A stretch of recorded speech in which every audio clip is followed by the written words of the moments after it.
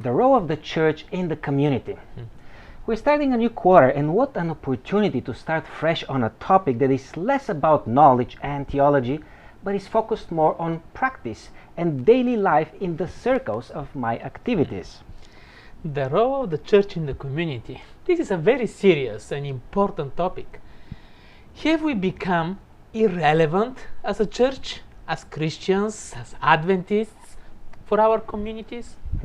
The introduction comes up with the staggering statistics in the Adventist Church, where research shows that 30% of its members are involved in meeting the needs of the community outside of the church. But the other 70% are not participant. The question is this the church that the Bible describes? And is this the church that I want to be in? And maybe this is different from place to place and church to church. But I think that for many places, these 30% are actually too high, and the reality is much less.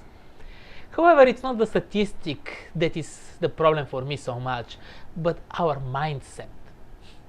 Why did I become a Christian? Why do I go to church?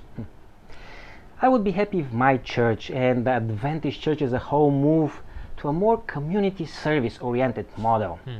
And I know that priorities and budgets and traditions will have to change for that to happen. But it happened with the first church. It can happen with ours. We need to take a break and honestly examine ourselves. I hope that this quarter will be used by our churches not just for theological talks, but for spiritual therapy. The author is talking about a holistic version of the gospel, where preaching the gospel also means tangible expressions of love and compassion.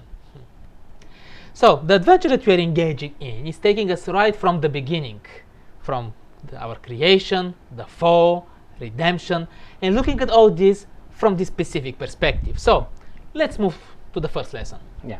And this week's lesson makes a bold statement with its title, The Restoration of All Things.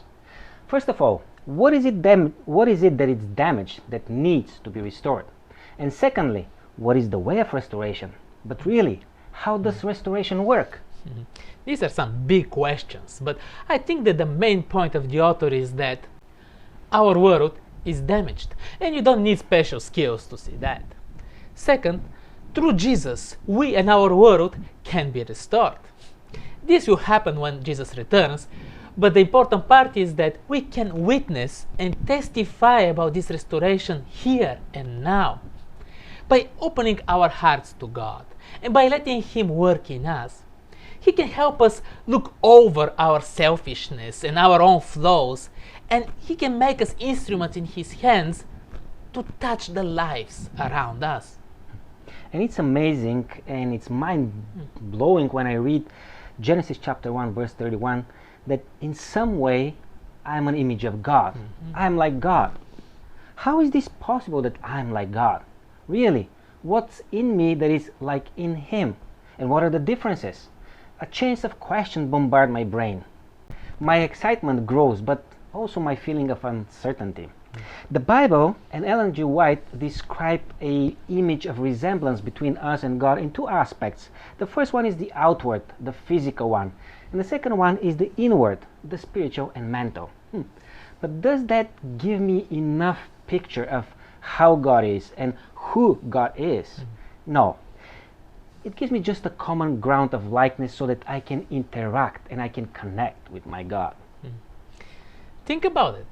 This speaks volume about my personal value. I am made in the image of God. And also about everyone else. Even the least one of us, if you look at people this way, is in the image of God. If I am made in His image, I should have His love in me as well. His care for people, His dedication to the relationship, His involvement in people's lives. Yes, sin is destroying everything, but remember, we can start experiencing this restoration from now.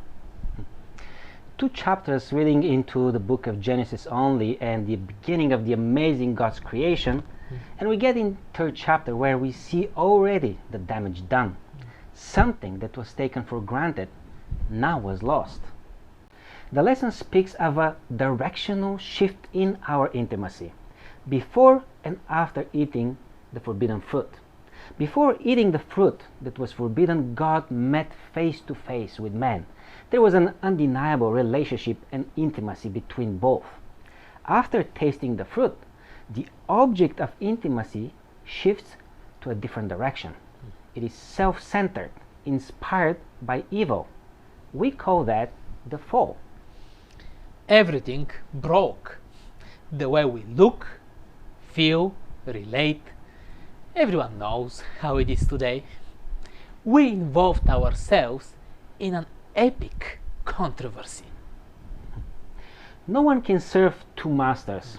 Either you will hate one and love the other, or you will be devoted to the one and despise the other. You cannot serve two masters. Jesus tells us that it's a love and hate relationship, sadly. After this incident, man was hiding. God grabs the initiative and sets up a plan that will make it possible for this relationship to be restored. According to this lesson, it is a counteraction on God's side, called Atonement, that will draw all humanity back to Himself, and the enmity will be shifted back to Satan. Now, having the enmity shift from Himself, from God, to Satan, having back this intimate relationship, God can work with men and women for their salvation. Can the unrepairable be repaired? We know how to patch things and get around situations, but how can justice be served and still give us a chance? I'm thinking, after so many years reading the Bible, I find that Satan has used the snake as a medium to come closer and conquer man. What does God do? He sends His Son. Why? Because He can come closer to us and lead us back to Him. Restoration happens in me when I meet with Jesus and I'm influenced by His thoughts and teachings. The demands of justice were met, but in Jesus instead of us. We were pardoned and justified in His sight. This is the crucial and foundational step in the restoration of all things, as the lesson says. So where does the church find its place in this restoration? Nowhere else but in undoing the works of the devil, and also leading, moving people toward being restored in the image of God. Or as it is exemplified by the story in the lesson of the friends who brought their paralytic friend, through the roof of a house down on the ground in the presence of Jesus. God commissioned Christ. Christ commissions us.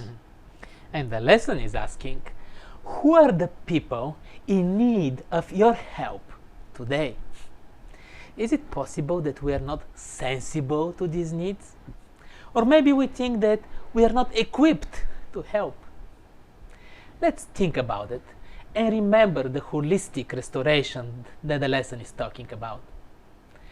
Join us again next week when we'll continue this therapy while studying about restoring dominion.